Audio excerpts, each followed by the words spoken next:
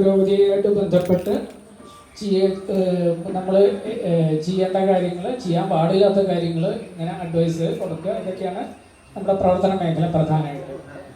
ഈ ഒന്നിൻ്റെ സ്ഥലത്ത് ഞാൻ ഇങ്ങനെ വിമർശന സഭയുടെ ഇതിലൊക്കെ ഇങ്ങനെ ചെറിയ തോതിലൊക്കെ ഇൻട്രാക്ട് ചെയ്യാറുണ്ട് ഇങ്ങനത്തെ വിഷയങ്ങൾ വരുമ്പോൾ. അപ്പോൾ പിന്നെ അതൊന്നൊരു പ്രോഗ്രാമായിട്ട് ചെയ്യാൻ പറ്റുമെന്ന് വെച്ചപ്പോൾ ഞാൻ ശരി ഓക്കെ, എന്നൊരു വിരോധമില്ല. പക്ഷേ ഇതിൽ പ്രശ്നം എന്താണെന്ന് വെച്ച് കഴിഞ്ഞാൽ ഇത് വളരെ വൈഡായിട്ടുള്ളൊരു മേഖലയാണ്. അപ്പോൾ ഈ വന്നിരിക്കുന്ന ആൾക്കാർ പല സാഹചര്യങ്ങളിൽ നിന്ന് അല്ലെങ്കിൽ പല ബാക്ക്ഗ്രൗണ്ടിലുള്ള ആൾക്കാരാകുമ്പോൾ ഇത് എന്ത് പറഞ്ഞാലാണ് ഇവർക്ക് ഉപകാരപ്പെടുക എന്നുള്ളതാണ് നമുക്ക് ഏറ്റവും വലിയൊരു പ്രശ്നം ഇതിൽ. അപ്പം ഞാനിവിടെ പറയുന്ന കാര്യങ്ങൾ വളരെ ബേസിക്സ് ആണ്. അപ്പോൾ അത് ചിലപ്പോൾ ഇതൊക്കെ കേൾക്കാൻ വേണ്ടി ഞങ്ങളിവിടെ വന്നിരിക്കണോ ഞാൻ അയക്കണം എന്നുള്ളൊരു ചോദ്യം ഉണ്ടെങ്കിൽ അതിൻ്റെ അടുത്ത ലെവല് വേണമെന്നുണ്ടെങ്കിൽ നിങ്ങൾ ആവശ്യപ്പെടണം. എന്നാലാണ് എന്താ വെച്ചാൽ വളരെ ചെറിയ കാര്യങ്ങളാണ് ഞാൻ ആദ്യം തുടക്കത്തിൽ പറയുക. അത് അടുത്ത ലെവലിലേക്ക് പോകണമെങ്കിൽ നിങ്ങൾ എന്ന് പറഞ്ഞാൽ അതിനനുസരിച്ച് നമുക്ക് അതിൻ്റെ സ്കെയിലൊന്നും മുകളിലേക്ക് ഉയർത്താം. അപ്പോൾ ഈ ഇതിൻ്റെ പ്രാധാന്യം നമുക്ക് തോന്നാനുള്ള കാരണം എന്താണെന്ന് വെച്ചാൽ ഒരു കാലഘട്ടത്തിൽ നമ്മളിപ്പോൾ എല്ലാവരും ഏതാണ്ട് ഒരു 50 വർഷം അല്ലെങ്കിൽ ഈ നമ്മുടെ ഒരു എന്താ പറയണ്ടേ ഭൂപരിഷ്കരണത്തിന് മുമ്പുള്ള കഥ പറഞ്ഞാൽ അത്യാവശ്യം പാഠം കിട്ടിയിരുന്നു. നമ്മളങ്ങനെ സാമ്പത്തികമായിട്ടൊന്നും അങ്ങനെ ആലോചിക്കേണ്ട കാര്യങ്ങളോ അങ്ങനെ വലിയ വിഷയങ്ങളൊന്നും ഉണ്ടായിരുന്നില്ല. പൊതുവെ നമ്മുടെ കമ്മ്യൂണിറ്റിക്ക് അങ്ങനെ ഒരു അഗ്രസീവായിട്ടുള്ളൊരു അപ്രോച്ചും ഇല്ല, അങ്ങനെയുള്ളൊരു അംബീഷൻസ് കുറവായിട്ടാണ് എനിക്ക് തോന്നുന്നത്. അതായത് നമ്മളുള്ളതുകൊണ്ട് സുഖമായിട്ട് സന്തോഷമായിട്ട് ജീവിക്കുക, അതിൽ കൂടുതൽ നമ്മൾ കുറച്ചുകൂടി കേമാക്കണം അങ്ങനെ ഇല്ല, ഉള്ളതുകൊണ്ട് തൃപ്തിപ്പെടുക എന്നുള്ളൊരു അപ്രോച്ച് പൊതുവെ തോന്നാറുണ്ട്. അപ്പോൾ പക്ഷേ എന്താണെന്ന് വെച്ചാൽ മാറിയ സാഹചര്യങ്ങളിൽ ബാക്കിയുള്ള ആൾക്കാരുടെ ഒപ്പത്താനുള്ള ഒരു ആഗ്രഹം അല്ലെങ്കിൽ ഒരു ചിന്ത നമ്മുടെ പുതിയ തലമുറയ്ക്കെങ്കിലും വന്നു തുടങ്ങി. അങ്ങനെ വരുമ്പോൾ സാമ്പത്തിക അച്ചടക്കമില്ലാത്ത ഒരു കൾച്ചർ അല്ലെങ്കിൽ സാമ്പത്തിക അച്ചടക്കത്തെക്കുറിച്ച് ചിന്തിക്കാത്ത ഒരു കമ്മ്യൂണിറ്റി ആഗ്രഹങ്ങൾ വലുതാവുമ്പോൾ കടമെടുക്കാനും മറ്റു രീതിയിലൊക്കെ ചിന്തിക്കുമ്പോൾ ഇപ്പോൾ നമ്മൾ എന്നാ പറമ്പ് വിറ്റിട്ട് നമുക്ക് എന്തെങ്കിലും ചെയ്യാം അങ്ങനെയുള്ള ഒരു രീതിയിലേക്ക്, അതായത് എല്ലാ കാര്യങ്ങളിലും നമുക്ക് വേറെ സോഴ്സ് ജനറേറ്റ് ചെയ്യാനുള്ള ഒരു ലോങ് ടൈം പ്ലാൻ ഇല്ലാണ്ട് വന്നിട്ട് കടങ്ങളും പ്രശ്നങ്ങളും ആയി വരുന്ന ഒരുപാട് ആൾക്കാർ. പിന്നെ ഈ പറഞ്ഞ പോലെ റെഗുലറായിട്ട് ഉള്ള ഇൻകം ജനറേറ്റ് ചെയ്യാവുന്ന അല്ലെങ്കിൽ അത് ഇൻകം കൂട്ടി, അതായത് അതിൻ്റെ നമുക്ക് ചിലവ് കൂടുന്നതിനനുസരിച്ച് വരുമാനം കൂട്ടാൻ പറ്റാത്ത ഒരു സാഹചര്യങ്ങൾ പലർക്കും ഉണ്ട്. അപ്പോൾ ഞാനിപ്പോൾ ഈ തൃശ്ശൂർ ജില്ലയിൽ ഒരു ജീവാമൃതം എന്ന് പറഞ്ഞിട്ടൊരു പരിപാടി ഉണ്ട്, ചികിത്സ കൊടുക്കുന്ന പരിപാടി. അപ്പോൾ അതിൻ്റെ അപേക്ഷകൾ വരുമ്പോൾ ഞാൻ അതിൻ്റെ കമ്മിറ്റിയിലും ഉണ്ട്, അതിൻ്റെ അപേക്ഷ പരിഗണിക്കുന്ന ഗവേണിംഗ് ബോഡിയിലുണ്ട്. അപ്പോൾ അവിടെ വരുന്നതിൽ എനിക്ക് തോന്നിയിട്ടുള്ളൊരു കാര്യം എന്താണെന്ന് വെച്ച് കഴിഞ്ഞാൽ ഒരു കുടുംബനാഥൻ, അയാൾക്ക് കുട്ടികൾ ചെറുതായിരിക്കും, അയാൾക്ക് എന്തെങ്കിലും ഒരു ആക്സിഡൻറ്റോ അല്ലെങ്കിൽ എന്തെങ്കിലും അസുഖമൊക്കെ വന്നു കഴിഞ്ഞാൽ അവരുടെ സോഴ്സ് ഓഫ് ഇൻകം അല്ലെങ്കിൽ അവരുടെ വരുമാനം പൂർണ്ണമായിട്ടും നിൽക്കുക, അതായത് ഒരു രൂപ പോലും വരുമാനം ഇല്ലാത്ത രീതിയിൽ. അപ്പോൾ എന്താണെന്ന് വെച്ച് കഴിഞ്ഞാൽ ഒരേ ഒരാളെ ഡിപ്പെൻഡ് ചെയ്തിട്ടാണ് നമ്മളെപ്പോഴും കാര്യങ്ങൾ പ്ലാൻ ചെയ്യുന്നതും മുന്നോട്ട് പോകുന്നത്. അങ്ങനെ വരുമ്പോൾ പിന്നെ അത് മാത്രമല്ല, ഈ കിട്ടുന്ന പണം എങ്ങനെ നിക്ഷേപിക്കണം അല്ലെങ്കിൽ എങ്ങനെ മാറ്റിവെക്കണം എന്നുള്ളത് വ്യക്തമായ ഒരു ധാരണ ഇല്ലാത്തത് കൊണ്ടും സംഭവിക്കുന്നത് എന്താണെന്ന് വെച്ച് കഴിഞ്ഞാൽ ഉള്ള പണം നമ്മൾ സുഖമായിട്ട് നമുക്ക് ജീവിക്കാനുള്ള പണം കിട്ടും, പ്രശ്നമില്ല. പക്ഷെ എന്തെങ്കിലും പ്രശ്നങ്ങൾ ഉണ്ടാകുമ്പോൾ അതിനൊരു എന്താ പറയണ്ടേ, ഒരു പ്ലാൻ എക്ക് പകരം പ്ലാൻ ബി ഇല്ലാത്തത് കൊണ്ട് വരുന്ന പ്രശ്നങ്ങൾ, അങ്ങനെ കുറേ വിഷയങ്ങൾ നമ്മുടെ മുമ്പിൽ വരാറുണ്ട്. അപ്പം ഞാൻ പറയും സാധാരണ നിലയ്ക്ക് ഒരു കുട്ടികളെയാണ്, അപ്പം നമ്മളിപ്പോൾ ഒരു 60 വയസ്സ് 70 വയസ്സായ ആൾക്കിപ്പോൾ ഈ സാമ്പത്തിക അച്ചടക്കം പറഞ്ഞിട്ട് വലിയ കഥയുണ്ടെന്ന് തോന്നുന്നില്ല. അപ്പോൾ നമ്മളൊരു യങ് ഏജ് അതല്ലെങ്കിൽ നമ്മൾ ഏൺ ചെയ്ത് തുടങ്ങുന്ന ആൾക്കാർക്കാണ് കൂടുതലും നമ്മളിത് ഉദ്ദേശിക്കുന്നത്, അങ്ങനത്തെ രീതിയിലാണ്. അപ്പോൾ അത് സാധാരണ ഇപ്പോൾ നമുക്കിപ്പോൾ ഒരു വരുമാനം നമ്മൾ ഇപ്പോൾ ഒരു ഉദാഹരണം പറഞ്ഞപ്പോൾ ഒരു കുടുംബത്തിൻ്റെ വരുമാനം ഒരു 30,000 രൂപ എന്നുള്ളൊരു ഫിഗർ എടുക്കാം. ഞാൻ അപ്പോൾ അതിൽ കൂടുതലാവാം കുറവാവാം എനിക്ക് അങ്ങനെ പറയാൻ പറ്റില്ല, ഞാൻ ഏകദേശം പറയുന്നു. അങ്ങനെയുള്ളൊരു സാഹചര്യത്തിൽ നമ്മുടെ അത്യാവശ്യ കാര്യങ്ങൾ, എന്ന് പറഞ്ഞാൽ ഒഴിവാക്കാൻ പറ്റാത്ത ഭക്ഷണം, അല്ലെങ്കിൽ മരുന്ന്, അല്ലെങ്കിൽ കുട്ടികളുടെ വിദ്യാഭ്യാസം, അല്ലെങ്കിൽ അങ്ങനത്തെ കുറേ ബേസിക് കാര്യങ്ങൾ നമുക്ക് വരുമാനത്തിൻ്റെ 50% ഉള്ളിൽ ഒതുക്കാൻ സാധിക്കണം എന്നാണ് ഒരു പൊതുവായ തിയറി. കുറച്ച് വ്യത്യാസങ്ങളുണ്ടാവാം. അപ്പോൾ ഇപ്പം 30,000 റുപ്യ വരുമാനം, അല്ലെങ്കിൽ മാസം ഡെയിലി 1000 റുപ്യ വരുമാനം ഒരാളെ സംബന്ധിച്ചിടത്തോളം 500 റുപ്യ വരെ നമുക്ക് സ്പെൻഡ് ചെയ്യാം. അത് വേണ്ടി വരും എന്നുള്ളതാണ് അതിൻ്റെ ഒരു പൊതുവായി പറയുന്ന ഒരു ഫോർമുല. 30% നമ്മുടെ ആവശ്യങ്ങൾ, അതായത് അത്യാവശ്യങ്ങളല്ല ആവശ്യങ്ങൾ, അതായത് നമുക്കിപ്പോൾ ഒരു വാഹനം വേണം, അല്ലെങ്കിൽ നമുക്കൊന്ന് ടൂറ് പോകണം, അല്ലെങ്കിൽ നമുക്ക് വേറെ എന്തെങ്കിലും പുതിയ മൊബൈൽ വാങ്ങണം, വേറെ എന്തെങ്കിലും, അങ്ങനത്തെ കുറേ വാൺസ് എന്നാണ് അതിന് പറയുന്നത്. നീഡ്സും വാൺസും. വാൺസിന് നമുക്കൊരു 30% നമുക്ക് വേണമെങ്കിൽ മാറ്റി വയ്ക്കാം. 20% നിർബന്ധമായിട്ടും സേവ് ചെയ്യണം, മിനിമം. അതിൽ കൂടുതലായാൽ നല്ലത്. അപ്പോൾ ആദ്യമായിട്ട് നമുക്ക് വേണ്ടത് വരവ് ചെലവ് കണക്ക് എഴുതി വയ്ക്കുന്ന ഒരു ശീലം. ഇപ്പോൾ പലപ്പോഴും എന്താണെന്ന് വെച്ച് കഴിഞ്ഞാൽ നമുക്ക് പൈസ വരുന്നുണ്ട്, എങ്ങടെ പോകണമെന്നില്ല എന്നുള്ളൊരു രീതി വരാറുണ്ട്. അപ്പോൾ ആരെങ്കിലും ഒരാൾ അത് ഏറ്റെടുത്ത് നമ്മൾ എത്ര പണം എന്തിന് ചിലവാക്കി എന്നുള്ളതിൻ്റെ ഒരു 6 മാസം കണക്ക് എഴുതി വെച്ച് കഴിഞ്ഞാൽ നമുക്കറിയാം പ്രധാനമായിട്ട് പൈസ എങ്ങടാ പോണത്, എന്താണ് വഴി എന്നുള്ളത് നമുക്കറിയാൻ പറ്റും. അപ്പോൾ ഈ സേവ് ചെയ്ത എമൗണ്ട്, അതായത് 20% സേവ് ചെയ്യാൻ പറ്റിയാൽ ആ പൈസ എന്ത് ചെയ്യണം എന്നുള്ളൊരു ക്വസ്റ്റ്യൻ ഉണ്ട്. അപ്പോൾ ആ പൈസ സാധാരണ ഒന്നെങ്കിൽ ബാങ്കിലിടും, അല്ലെങ്കിൽ മാക്സിമം അതിപ്പോൾ പെട്ടെന്ന് ആവശ്യമില്ല എന്നല്ലെങ്കിൽ ഫിക്സഡ് ഡെപ്പോസിറ്റ് ആക്കി മാറ്റും. പക്ഷേ അതിൻ്റെ ഒരു പ്രശ്നം എന്താണെന്ന് വെച്ച് കഴിഞ്ഞാൽ, ഒരു ഫിക്സഡ് ഡെപ്പോസിറ്റ് ആയിട്ട് നമ്മളൊരു 1,00,000 റുപ്യ നമ്മൾ ഫിക്സഡ് ഡെപ്പോസിറ്റ് ഉണ്ടെങ്കിൽ ഈ നമ്മുടെ പണപ്പെരുപ്പം അല്ലെങ്കിൽ ഇൻഫ്ലേഷൻ എന്ന സംഭവമുണ്ട്. അതായത് ഒരു സാധനം ഇപ്പോൾ 100 റുപ്യക്ക് വാങ്ങാൻ പറ്റുന്ന ഒരു സാധനം ഒരു വർഷം കഴിയുമ്പോൾ അതിന് നമ്മൾ 105-106 റുപ്യ കൊടുക്കേണ്ടി വന്നാൽ 5% ഇൻഫ്ലേഷൻ വന്നു, അല്ലെങ്കിൽ പണത്തിൻ്റെ പർച്ചേസ് പവർ, അതായത് വാങ്ങാനുള്ള കഴിവ് കുറഞ്ഞു. 2 തരത്തിലും അതിനെ കാണാം. പണത്തിൻ്റെ മൂല്യം കുറഞ്ഞു, മണി വാല്യൂ ഡിപ്ലീറ്റഡ് ആയി എന്ന് പറയും.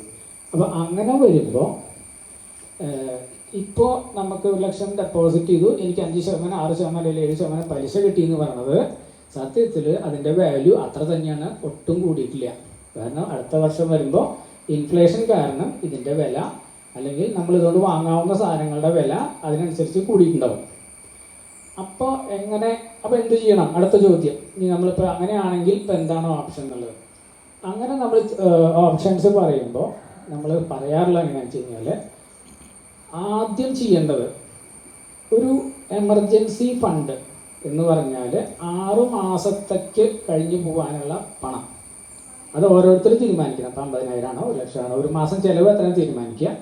അത് × 6, അത്രയും പണം എപ്പോൾ വേണമെങ്കിൽ എടുക്കാവുന്ന രീതിയിൽ നമുക്ക് ബാങ്കിലോ എവിടെയെങ്കിലും നിക്ഷേപിച്ച് ലിക്വിഡിറ്റി എന്ന് പറഞ്ഞാൽ എപ്പോൾ വേണമെങ്കിൽ എടുക്കാൻ പറ്റണം, അങ്ങനെ മെയിൻറ്റെയിൻ ചെയ്യാം. അത് മിനിമം 6, നിങ്ങൾക്ക് ഒരു വർഷത്തെ വേണമെന്ന് വെച്ചാൽ അങ്ങനെ ചെയ്യാം. ബാക്കി വരുന്ന പണം നമ്മൾ ബാങ്കിൽ ഇട്ട് കഴിഞ്ഞാൽ ഈ നേരത്തെ പറഞ്ഞ ഇൻഫ്ലേഷൻ്റെ പ്രശ്നം കാരണം നമുക്ക് എന്ത് പറ്റും, മണി വാല്യൂ ഇൻക്രീസ് ചെയ്യില്ല. അപ്പോൾ എപ്പോഴും ഇപ്പം ഒരാൾ ഒരു ദിവസം മുഴുവൻ അധ്വാനിച്ചിട്ട് ഒരു ജോലി ചെയ്താൽ അയാൾക്ക് കിട്ടാവുന്ന ശമ്പളം അല്ലെങ്കിൽ കൂലി എന്ന് പറഞ്ഞത് ഒരു ലിമിറ്റേഷൻ ഉണ്ട്. ആ ലിമിറ്റേഷൻ എന്തുകൊണ്ടാണെന്ന് വെച്ച് കഴിഞ്ഞാൽ, എനിക്ക് ഒരു 8 മണിക്കൂറോ 10 മണിക്കൂറോ ചെയ്യാവുന്ന ജോലി എന്ന് പറഞ്ഞാൽ എൻ്റെ മാനുഷിക അധ്വാനമാണ് അതിൽ വരുന്നത്. അപ്പോൾ എനിക്കിപ്പോൾ ഒരു സ്ഥലത്ത് ഒരു അമ്പലത്തിൽ ശാന്തി ചെയ്യുന്നെങ്കിൽ എനിക്ക് 2 അമ്പലത്തിൽ എടുക്കാൻ പറ്റില്ല. കാരണം എന്താണെന്ന് വെച്ചാൽ എനിക്ക് രാവിലെ അവിടെ നട തുറന്നു, അവിടെ പോയി വൈകുന്നേരം നട തുറക്കുന്നു, ഇതിൻ്റെ ഇടയിൽ എനിക്ക് വേറെ ഒന്നും ചെയ്യാൻ പറ്റില്ല. അപ്പോൾ അവിടെ നമുക്ക് എന്താ പറ്റുക, വരുമാനം കൂട്ടാനുള്ള വഴികൾ ഇല്ലാതെയാവും. അതായത് നമ്മുടെ ആക്റ്റീവ് ഇൻകം, അതായത് ജോലി ചെയ്ത് കിട്ടുന്ന ഇൻകത്തിന് എപ്പോഴും ഇങ്ങനത്തെ ഒരു ലിമിറ്റേഷൻ ഉണ്ട്. പക്ഷേ ഇത് ഒരു ബിസിനസ്സാണ് ചെയ്യണമെങ്കിൽ, എനിക്ക് ഒരു ഷോപ്പാണ് നടത്തണമെങ്കിൽ, എനിക്ക് ഒരു 5,000 റുപ്യയുടെ ബിസിനസ് അല്ലെങ്കിൽ ഒരു ദിവസം കച്ചവടം ഉണ്ടായി, വിൽപ്പന ഉണ്ടായെന്ന് വെച്ചാൽ 20% ലാഭം കിട്ടി 1,000 റുപ്യ, ഓക്കെ, അത് ശരി. എനിക്ക് അതേ സമയം, അതായത് രാവിലെ ഇപ്പോൾ ഒരു 9 മണി തൊട്ട് വൈകിട്ട് 9 മണി വരെ കട തുറന്നിരിക്കുന്നു. എനിക്ക് ആ കടയിൽ ബിസിനസ് കൂട്ടിക്കഴിഞ്ഞാൽ എൻ്റെ അധ്വാനത്തിൻ്റെ സമയത്തിൽ വ്യത്യാസമില്ല.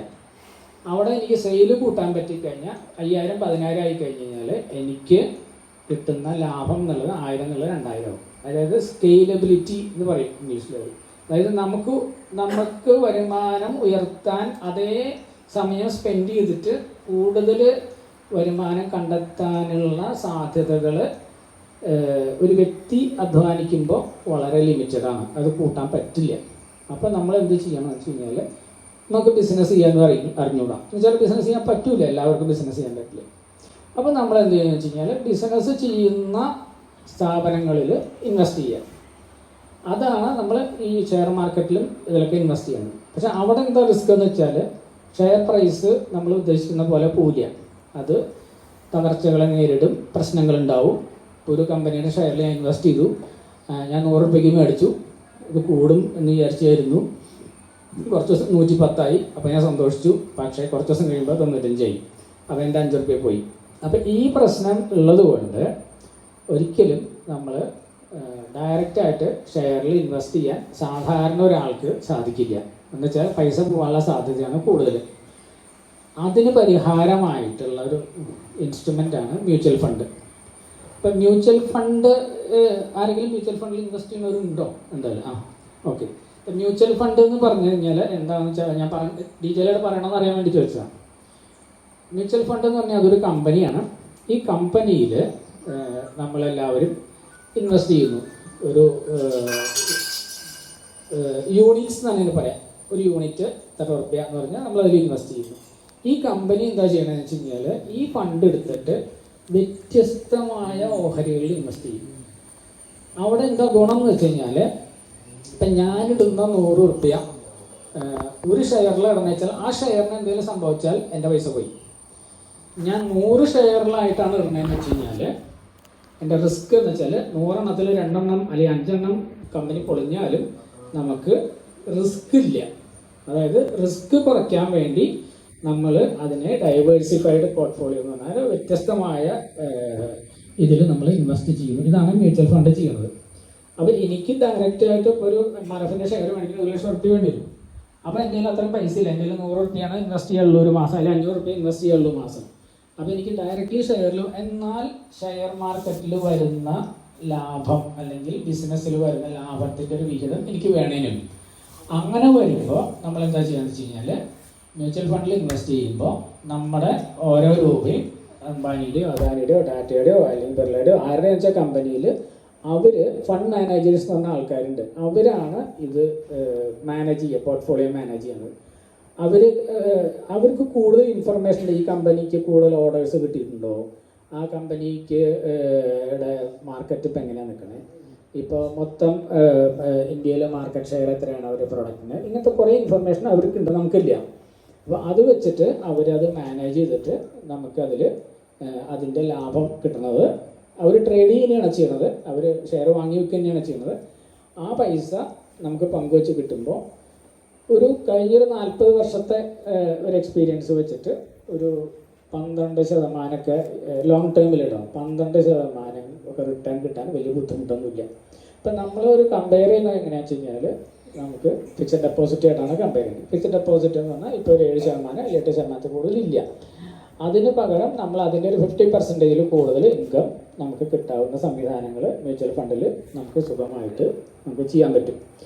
അപ്പം അതിൽ മ്യൂച്വൽ ഫണ്ട് തിരഞ്ഞെടുക്കണേലും അത് കണ്ടിന്യൂസ് ആയിട്ട് എല്ലാ മാസവും, അതായത് സിസ്റ്റമാറ്റിക് ഇൻവെസ്റ്റ്മെൻറ്റ് എന്ന് പറയും. ഈ സിസ്റ്റമാറ്റിക് ഇൻവെസ്റ്റ്മെൻറ്റ് എന്ന് പറയുന്നത് എല്ലാ മാസവും ഞാൻ 1 ലക്ഷം രൂപ നേരെ കൊണ്ടിടുകയല്ല ചെയ്യാം. എല്ലാ മാസവും ചെറിയ ചെറിയ തുകകൾ നമ്മൾ നിക്ഷേപിക്കും. അപ്പോൾ അതിന് ഗുണം എന്താണെന്ന് വെച്ച് കഴിഞ്ഞാൽ ചില സമയത്ത് ഷെയർ മാർക്കറ്റ് താഴെയാണെങ്കിൽ നമുക്ക് കൂടുതൽ യൂണിറ്റ്സ് കിട്ടും. അതിൻ്റെ യൂണിറ്റിൻ്റെ വാല്യൂ കുറഞ്ഞിരിക്കും. അപ്പോൾ ആ അപ്സ് ആൻഡ് ഡൗൺസ് നമുക്ക് ഉപയോഗപ്പെടുത്തിക്കൊണ്ട് മന്ത്ലി ഇൻവെസ്റ്റ്മെൻറ്റ് പ്ലാനിൽ ചേർന്നുകൊണ്ട് നമ്മൾ കുറി വയ്ക്കുക എന്നൊക്കെ പറയില്ലേ, അല്ലെങ്കിൽ RD എന്നൊക്കെ പറഞ്ഞ പോലെ നമ്മൾ ഇൻവെസ്റ്റ്മെൻറ്റ് ചെയ്യുക.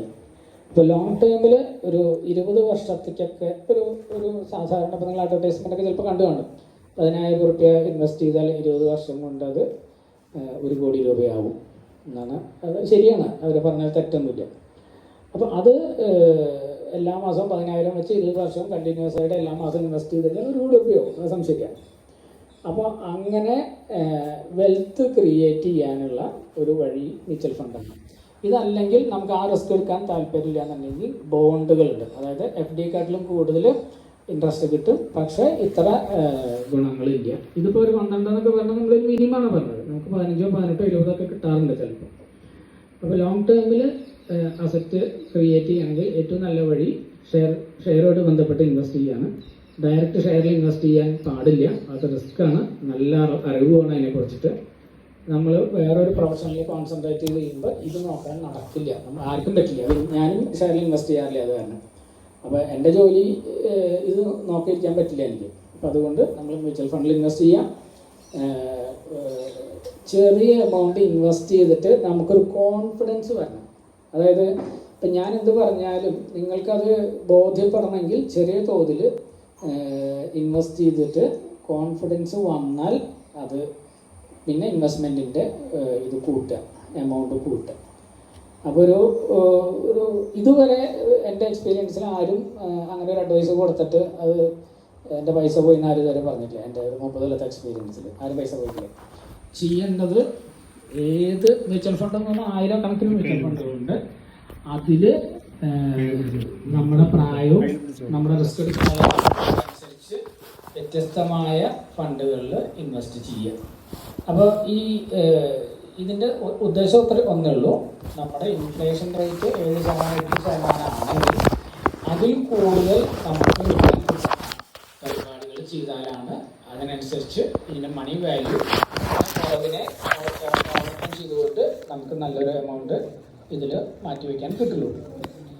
ഇനി ഈ അസറ്റ് ഇൻവെസ്റ്റ്മെൻറ്റ് പറഞ്ഞു. അപ്പോൾ പിന്നെ ആൾക്കാർ ചോദിക്കുക എന്തുകൊണ്ട് എന്നാൽ ഒരു സ്ഥലം വാങ്ങിക്കൂടാ, അല്ലെങ്കിൽ റിയൽ എസ്റ്റേറ്റിൽ ഇൻവെസ്റ്റ് ചെയ്തുകൂടാ. നമുക്ക് അത് കുറേ കൊല്ലം കഴിയുമ്പോൾ വില കൂടില്ലേ.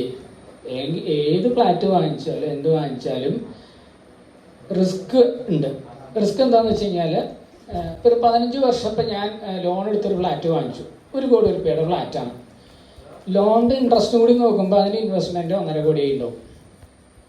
15 കൊല്ലം പറഞ്ഞു കഴിഞ്ഞാൽ ഈ ഫ്ലാറ്റ് വിൽക്കാൻ നോക്കുമ്പോൾ നമുക്ക് എന്ത് കിട്ടും? അല്ലെങ്കിൽ എനിക്കൊരു ആവശ്യം വന്നാൽ എനിക്ക് ഫ്ലാറ്റിൻ്റെ ഒരു കഷ്ണം മുറിച്ച് കൊടുക്കാൻ പറ്റില്ല. അതായത് എനിക്ക് ആവശ്യം വന്നു കഴിഞ്ഞാൽ എന്നെ ലോൺ എടുക്കാതെ പലിശ കൊടുക്കാതെ ജീവിക്കണമെങ്കിൽ നമുക്ക് എന്ത് ചെയ്യണം? നമുക്ക് ആ ആവശ്യങ്ങൾ നിറവേറ്റാൻ നമുക്ക് മ്യൂച്വൽ ഫണ്ടിലാണെങ്കിൽ കുറച്ച് പണം, അതായത് ആവശ്യമുള്ള പണം. ഇപ്പം എൻ്റെ മ്യൂച്വൽ ഫണ്ടിൽ ഇൻവെസ്റ്റ്മെൻറ്റിൻ്റെ വാല്യൂ 50 ലക്ഷം ആണെങ്കിൽ എനിക്ക് 5 ലക്ഷം രൂപ വെച്ച് 5 ലക്ഷം എടുത്താൽ മതി. ബാക്കി 45 അവിടെ കിടക്കും. സ്ഥലമോ ഫ്ലാറ്റോ ആണെങ്കിൽ എനിക്കൊരു കുറച്ച് എമൗണ്ട് ആയിട്ട് അതിൽ കിട്ടില്ല. അപ്പോൾ ലിക്വിഡിറ്റി, അതുപോലെ തന്നെ റിസ്ക്, അതുപോലെ തന്നെ ഇങ്ങനെ കുറേശ്ശെ നമുക്ക് ആവശ്യമുള്ള പൈസ എടുക്കാനുള്ള ഗുണം ഇതാണ് മ്യൂച്വൽ ഫണ്ടിനുള്ളത്. അപ്പോൾ മ്യൂച്വൽ ഫണ്ട് സ്വന്തമായിട്ട് ചെയ്യാൻ ബുദ്ധിമുട്ടാവും എന്ന് ഞാൻ വിചാരിക്കുന്നു. അങ്ങനെയാണെങ്കിൽ ഏതെങ്കിലും ഒരു അഡ്വൈസർ വഴി ഒരു മ്യൂച്വൽ ഫണ്ടിൽ ഇൻവെസ്റ്റ് ചെയ്യാം. അതിന് ഡിമാറ്റ് അക്കൗണ്ട് വേണമെന്നില്ല, ഡയറക്റ്റായിട്ട് ചെയ്യാം. ഷെയർ ആണെങ്കിൽ ഡിമാറ്റ് അക്കൗണ്ട് കൂടെ മാത്രമേ ചെയ്യാൻ പറ്റൂ. അപ്പോൾ ഈ പണ്ട് ഇപ്പോൾ നമുക്കിപ്പോൾ ഓരോ കാലഘട്ടത്തിലും ഓരോ അസറ്റ്സാണ് നമ്മുടെ. ഇപ്പോൾ പണ്ട് പറയില്ലേ, ഇത്ര രാജാവിന് ഇത്ര കുതിര ഉണ്ടായിരുന്നു, ആന ഉണ്ടായിരുന്നു. അപ്പോൾ അന്ന് അസറ്റ് അതായിരുന്നു, പശു ഉണ്ടായിരുന്നു എന്നൊക്കെയായിരുന്നു. പിന്നെ അത് മാറി അതായത് ഓരോ കാലഘട്ടത്തിലും നമ്മുടെ സ്വത്ത് എന്ന് പറയുന്നതിനെ നിർവചിക്കുന്ന അസറ്റ്സ്. ഇപ്പം അത് ഈ ഒരു അടുത്തൊരു 15 കൊല്ലത്തെങ്കിലും അത് ഈ മണി മാർക്കറ്റ് അല്ലെങ്കിൽ മ്യൂച്വൽ ഫണ്ടിലുള്ള ഇൻവെസ്റ്റ്മെൻ്റ് ആയിരിക്കും. അത് കഴിഞ്ഞാൽ എന്താണ്ടാവും നമുക്കൊന്നും പറയാൻ പറ്റില്ല. അപ്പോൾ അതുവരെ ആ ഇത് ഉപയോഗിക്കും. പിന്നെ ഒരു അഡ്വാൻറ്റേജ് നമുക്കുള്ളത്, ഈ നമ്മുടെ രാജ്യത്ത് ചെറുപ്പക്കാരുടെ എണ്ണം കൂടുതലാണ്. ഡെമോഗ്രാഫിക് ഡിസ്ട്രിബ്യൂഷൻ എന്ന് പറയും. അതായത് ഇപ്പോൾ വിദേശ രാജ്യങ്ങളിലൊക്കെ ഇപ്പോൾ 60 വയസ്സ് കഴിഞ്ഞ ആൾക്കാരാണ് പകുതിയിൽ കൂടുതൽ, അല്ലെങ്കിൽ 60% എന്നൊക്കെ പറയും. അങ്ങനെ വരുമ്പോൾ അവർക്ക് അടുത്ത കുട്ടികൾ ഉണ്ടാവണില്ല, അല്ലെങ്കിൽ കുട്ടികൾ വേണ്ട. അവർ അങ്ങനെ കുടുംബമായിട്ടോ കുട്ടികളായിട്ടോ താല്പര്യമില്ല, അവർ അവരുടെ കാര്യം നോക്കി പോകുന്നു. അങ്ങനെ വരുമ്പോൾ പലർക്കും മക്കളില്ല. അപ്പോൾ ചെറുപ്പക്കാരില്ലാണ്ടാവുകയാണ്. അപ്പോൾ ചെറുപ്പക്കാരില്ലാണ്ടാവുമ്പോൾ എന്താ വെച്ച് കഴിഞ്ഞാൽ ആൾക്കാർ ചെറുപ്പം ആകുമ്പോഴാണ് കൺസംഷൻ ഉണ്ടാവുക, അധ്വാനിക്കുക. അതായത് ഞാനൊരു 20-22 വയസ്സ് ആളാവുമ്പോൾ എനിക്ക് അടുത്തൊരു 10 കൊല്ലത്തെ അല്ലെങ്കിൽ 20 കൊല്ലത്തെ പ്ലാൻ ഉണ്ടാവും. അതിനനുസരിച്ച് ഞാൻ അധ്വാനിക്കാൻ തയ്യാറാണ്. റിട്ടയർ ചെയ്യാൻ പോകുന്ന ഒരാളെ, റിട്ടയർ ചെയ്ത ഒരാളെ സംബന്ധിച്ചിടത്തോളം എനിക്കിപ്പോൾ വലിയ ചിലവൊന്നുമില്ല, എനിക്ക് എന്തെങ്കിലും ഇപ്പോൾ പെൻഷൻ ഉണ്ട്, അല്ലെങ്കിൽ എനിക്കിപ്പോൾ വലിയ ആക്ടിവിറ്റീസിനൊന്നും താല്പര്യമില്ല, ഞാനൊന്നും കൺസ്യൂം ചെയ്യൂല. അതായത് സിനിമയ്ക്ക് പോകണം, അത് വേണ്ട, നമുക്ക് ടി വിയിലുണ്ടാൽ മതി, അല്ലെങ്കിൽ എനിക്ക് ഹോട്ടൽ, അത് വേണ്ട, അപ്പോൾ സ്പെൻഡ് ചെയ്യില്ല. സ്പെൻഡ് ചെയ്താലാണ് എക്കോണമി വളരുള്ളൂ. അതായത് ഒരു തമാശയിൽ കഥ പറയുന്നത് ഉള്ള കാര്യമാണോ അത് ആൾക്കാർ ഉണ്ടാക്കി പറഞ്ഞാണെന്ന് അറിയില്ല. ഒരാളൊരു ഹോട്ടലിൽ റൂം എടുക്കാൻ ചെന്നിട്ട് ഇയാൾ എത്ര അഡ്വാൻസ് വേണമെന്ന് വെച്ചാൽ 5000 രൂപ വേണമെന്ന് പറഞ്ഞു. അഡ്വാൻസ് കൊടുത്തു കഴിഞ്ഞ് റെസിപ്റ്റ് കഴിഞ്ഞതിന് ശേഷം അയാൾക്കൊരു സംശയം, ഈ റൂം നല്ലതാണോ എന്ന് കണ്ടേക്കാം. അത് ശരി, റൂം കാണിച്ചു കൊടുക്കാൻ വേണ്ടി ഒരാളെയും കൂട്ടിയിട്ട് അയാൾ 2-3 ടൈപ്പ് റൂമുണ്ട്, അവിടെ പോയി കാണുകയാണ്. ഇൻ ബിറ്റ്വീൻ, അതായത് ഇതിനിടയ്ക്ക് ഈ ഹോട്ടലിൻ്റെ ഉടമ അവിടെ ജോലിക്ക് നിൽക്കുന്ന ഒരാൾക്ക് കുറച്ച് പൈസ കൊടുക്കണ്ടായിരുന്നു. അയാൾ ഈ പൈസ എടുത്തിട്ട് അയാൾക്ക് കൊടുത്തു. ശമ്പളം എന്താണെന്ന് വെച്ചാൽ അയാൾ ആ പൈസ എടുത്തിട്ട് അയാൾ ഒരു കടയിൽ നിന്ന് സാധനങ്ങൾ മേടിക്കുന്നത് അയാൾക്ക് കൊടുത്തു. ഇങ്ങനെ കൈമറിഞ്ഞ് അവസാനം ഈ പൈസ, ഇതൊരു കഥ പോലെ മനസ്സിലാക്കിയാൽ മതി, അതിൻ്റെ ഒരു തിയറി മനസ്സിലാക്കിയാൽ മതി. പൈസ ഈ ഹോട്ടൽക്കാരൻ്റെ കയ്യിൽ നിന്ന് കടം മേടിച്ച ഒരാളുടെ കയ്യിൽ കിട്ടിയിട്ട് അയാൾ ആ പൈസ കൊടുത്ത് ഹോട്ടലുകാരന് കൊടുത്തു. ഇയാൾ റൂം നോക്കി തിരിച്ചു വന്നപ്പോൾ ഇയാൾ പറഞ്ഞു, എനിക്ക് വേണ്ട, ഈ വൃത്തിയില്ല, വേണ്ടാന്ന് പറഞ്ഞു. ഇയാൾ 5000 രൂപ തിരിച്ചും കൊടുത്തു. ഇപ്പം എന്താ സംഭവിച്ചത്? ഈ 5000 രൂപ കുറച്ച് സമയം കയ്യിൽ വെച്ചിട്ട് 10 പേരിൽ അല്ലെങ്കിൽ 5 പേരിൽ കൂടെ ചുറ്റി വന്നപ്പോൾ ഇവരെല്ലാവരുടെ കടം തീർന്നു. പക്ഷേ ഈ പൈസ ഇയാൾക്ക് തന്നെ തിരിച്ചു കിട്ടി. ശരിയല്ലേ? സംഭവിക്കാവുന്ന കാര്യം. അത് ആലോചിച്ച് അത് നടന്നുമില്ലെന്ന് എനിക്ക് വിശ്വസിച്ചില്ല, പക്ഷെ അങ്ങനെ പറയാറുണ്ട്, കഥയായിട്ട് പറയാറുണ്ട്. എന്ന് പറഞ്ഞ പോലെ പണം കൈമാറുക, അതായത് പണം കൈമാറുമ്പോഴാണ് അതിന് മൂല്യം വരുന്നത്. അതായത് കൂടുതൽ ആൾക്കാർ പണം ഇപ്പോൾ ഒരു ഉദാഹരണം പറഞ്ഞു കഴിഞ്ഞാൽ, ഇപ്പോൾ സ്വർണ്ണത്തിന് വില കൂടുന്നു നമ്മൾ പറയുന്നു. എങ്ങനെയാണ് സ്വർണ്ണത്തിന് വില കൂടുന്നത്? സ്വർണം വാങ്ങാൻ ആളുണ്ടെന്ന് പറഞ്ഞു കഴിഞ്ഞാൽ അതിന് ഡിമാൻഡ് ഉണ്ട്.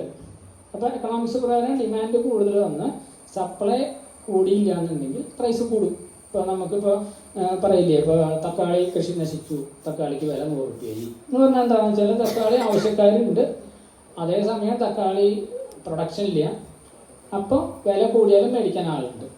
പെട്രോളിയം ഇപ്പോൾ പെട്രോളിൻ്റെ വില 100 അല്ല 200 ആയാലും കുറേ ആൾക്കാരെങ്കിലും അത് ഉപയോഗിക്കും. അപ്പോൾ സ്വാഭാവികമായിട്ടും ഇതിന് ഡിമാൻഡ് എന്ന് പറഞ്ഞ സംഭവം.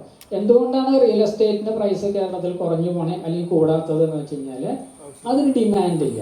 എന്തുകൊണ്ടാണ് ഡിമാൻഡ് പെട്ടെന്ന് ഇല്ലാണ്ടായി എന്നുള്ളത് ആർക്കെങ്കിലും എന്തെങ്കിലും ഒരു അഭിപ്രായം തോന്നുന്നുണ്ടോ?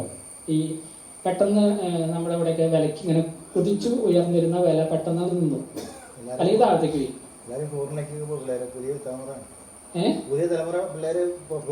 അതുകൊണ്ടല്ല നമ്മുടെ ഇവിടെ വില കൂടാൻ കേരളത്തിൽ പ്രത്യേകിച്ച് കാരണം ഈ ഗൾഫ് പണം, പ്രത്യേകിച്ച് മുസ്ലിം കമ്മ്യൂണിറ്റി, അവർ ബാങ്കിലിട്ട് പലിശ വാങ്ങില്ല. ഇവരെന്താ ചെയ്തിരുന്നത് വെച്ച് കഴിഞ്ഞാൽ വരുന്ന പണം എവിടെ ഇടുക? അപ്പോൾ സ്വാഭാവികമായിട്ടും അവർ സ്ഥലങ്ങൾ ഇങ്ങനെ വാങ്ങിക്കൂട്ടിയിരുന്നു ഒരുപാട്. ഞാനൊരു വർഗീയതയായിട്ട് പറഞ്ഞാൽ അതാണ് വാസ്തവം. അപ്പോൾ സ്ഥലങ്ങൾ ഇങ്ങനെ വാങ്ങിക്കൂട്ടി. എന്തിനാണ് വാങ്ങിക്കൂട്ടുന്നത്? എപ്പോഴെങ്കിലും വിൽക്കാൻ പറ്റും എന്നുള്ളത്. ഈ നോട്ട് നിരോധനം വന്നതോടുകൂടി ഈ ട്രാൻസാക്ഷൻ പ്രോബ്ലം. കാരണം എന്താ വെച്ചാൽ സത്യത്തിൽ ഒരു ഭൂമി വിൽക്കുന്നത് 1 കോടിക്കാണെങ്കിലും നമ്മൾ ആധാരത്തിൽ കാണിക്കുന്ന പകുതി ഉണ്ടാവുള്ളൂ. അപ്പോൾ ബാക്കിയുള്ള പണമായിട്ട് കൈമാറണം. നോട്ട് നിരോധനത്തിന് ശേഷം കുറേ നിയമങ്ങൾ മാറി. അതായത് ഇപ്പോൾ ബാങ്കിൽ നിന്ന് ഞാൻ ക്യാഷായിട്ട് വിഡ്രോ ചെയ്താൽ അതിന് അപ്പോൾ ടാക്സ് പിടിക്കും, അല്ലെങ്കിൽ അത് ഇൻകംടാക്സുകാർക്ക് മനസ്സിലാവും. ഇപ്പം എൻ്റെ ഒരു ക്ലയൻറ്റ് അയാൾ എറണാകുളത്ത് ഒരു ബ്രാഞ്ചിൽ നിന്ന്, ആക്സിസ് ബാങ്കിൻ്റെ ബ്രാഞ്ചിൽ നിന്ന് 5 കോടി രൂപ വിഡ്രോ ചെയ്തു. 5 കോടി രൂപ വിഡ്രോ ചെയ്തു, ക്യാഷായിട്ട് വിഡ്രോ ചെയ്തു. വിഡ്രോ ചെയ്തപ്പോൾ എന്താ വെച്ച് കഴിഞ്ഞാൽ ഇയാൾക്ക് ഇൻകം ടാക്സിന് നോട്ടീസ് വന്നു. നോട്ടീസ് വന്നിട്ട് ഇയാൾ NRI, അയാൾ മൈൻഡ് ചെയ്തില്ല. ഒരു 2-3 പ്രാവശ്യം നോട്ടീസ് വന്നു, ഇയാൾ മൈൻഡ് ചെയ്തില്ല. അപ്പോൾ ഇയാൾക്കൊരു മെയിൽ അയച്ചു. അതായത് നിങ്ങൾ നാട്ടിൽ വരുമ്പോൾ പാസ്പോർട്ട് പിടിച്ചു വയ്ക്കാനും പോലീസ് അറസ്റ്റ് ചെയ്യാതിരിക്കാനും എന്തെങ്കിലും കാരണമുണ്ടെങ്കിൽ പറയാൻ പറഞ്ഞു. അത് കേട്ടപ്പോൾ ഇയാൾക്ക് പേടി. എന്നിട്ട് ഇയാൾ എന്നെ വിളിച്ചു, ഇതെങ്ങനെയെങ്കിലും ഒന്ന് സോൾവ് ചെയ്ത് തരണം. ഞാൻ ഇന്റർനാഷണൽ ടാക്സേഷനിൽ പോയി സംസാരിച്ചു. ഒരു ഒറീസക്കാരൻ IRS ചെറുപ്പക്കാരനാണ്. അപ്പോൾ ഞാൻ പറഞ്ഞത് ഇയാൾക്ക് അറിയാത്തത് കൊണ്ടാണ് ഇതിന് പറയാമെന്നൊക്കെ പറഞ്ഞിട്ട് ഇയാൾ ആ ട്രാവലിൻ്റെ പ്രശ്നം ഒഴിവാക്കി. ഇയാൾ വന്ന് ഇയാളെ ഞാൻ കൊണ്ട് അവിടെ പോയി. ഇപ്പോൾ ഇവരെന്താ ചെയ്യണമെന്ന് വെച്ചാൽ ഒരു ചോദ്യാവലി ഉണ്ടാക്കി വെച്ചിരിക്കുക. അതെന്താ പറഞ്ഞതെന്ന് വെച്ച് കഴിഞ്ഞാൽ, നിങ്ങൾക്ക് ഇന്ന ബാങ്കിൽ അക്കൗണ്ട് ഉണ്ടോ? ഉണ്ട്. ഇത്ര തീയതി നിങ്ങൾ ബാങ്കിൽ സന്ദർശിച്ചിരുന്നു, യെസ് ഓർ നോ ക്വസ്റ്റ്യൻ ആണല്ല, ഉണ്ട്. ഈ അക്കൗണ്ടിൽ നിന്ന് ഇത്ര പണം പിൻവലിച്ചോ, ഉണ്ടെന്ന് പറയേണ്ടി വരും, കാരണം എല്ലാ പ്രൂഫ് അവരിലുണ്ട്. ഈ പണവുമായി നിങ്ങൾ ബാങ്കിൻ്റെ കെട്ടിടത്തിൽ നിന്ന് പുറത്തേക്ക് പോയോ? കുറേ ചോദ്യങ്ങളാണ്. ഇങ്ങനെ ഓരോ സ്റ്റെപ്പ് ബൈ സ്റ്റെപ്പായിട്ട് നമ്മളെ ട്രാപ്പ് ചെയ്ത് അവസാനം നമ്മളിത് എന്താ ചെയ്തതെന്ന് പറയേണ്ടി വരും. അയാൾ ഞാൻ ചോദിച്ചു, എന്തിനാ എൻ്റെ പൈസ ഞാൻ എടുക്കണേന് നിങ്ങൾ എന്താ ബുദ്ധിമുട്ടണമെന്നുള്ള ചോദ്യം ഇയാൾക്കുണ്ട്. സാറൊന്ന് മറുപടി പറഞ്ഞാൽ കൊള്ളാമെന്നു.